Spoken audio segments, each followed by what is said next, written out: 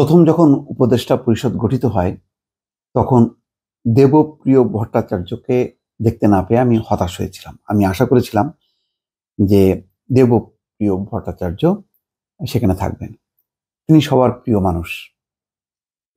তার বক্তব্য, তার স্বচ্ছতা, তার দৃঢ়তা গত 15 বছরে বহু বিষয়ে মানুষকে উদ্বুদ্ধ করেছে এবং মানুষ বুঝতে পেরেছে যে দেবপ্রিয় ভট্টাচার্য অত্যন্ত নিরপেক্ষ, বস্তুনিষ্ঠ এবং দেশপ্রেমিক একজন মানুষ, যিনি প্রকৃত সত্য তথ্য তুলে ধরেন।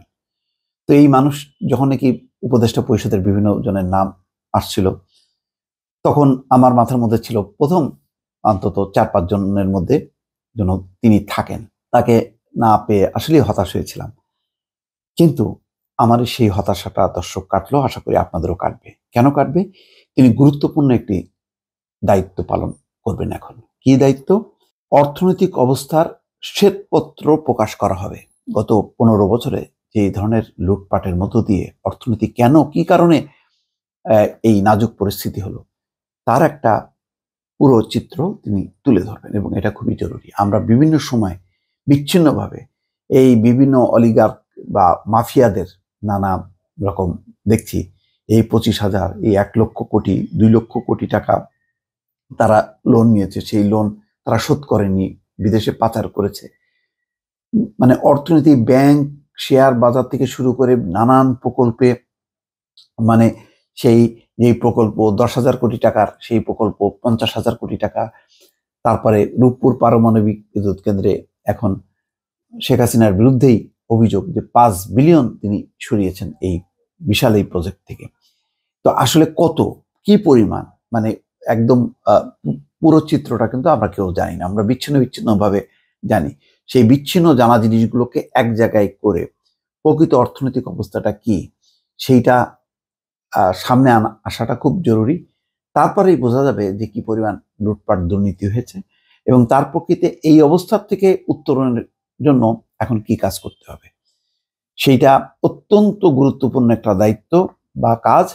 সেই দায়িত্বটা নিয়েছেন দেবপ্রিয় ভট্টাচার্য। তাকে প্রধান করে একটি কমিটি গঠন করেছে প্রধান উপদেষ্টার কার্যালয়। তার মানে দেবপ্রিয় ভট্টাচার্য এই উপদেষ্টাদের সঙ্গে কাজ করছেন। আসলে এখন অবস্থাটা হলো এমন যে দেশকে এখন বাঁচানোর জন্য যার যার অবস্থান থেকে এখন কন্ট্রিবিউট করা।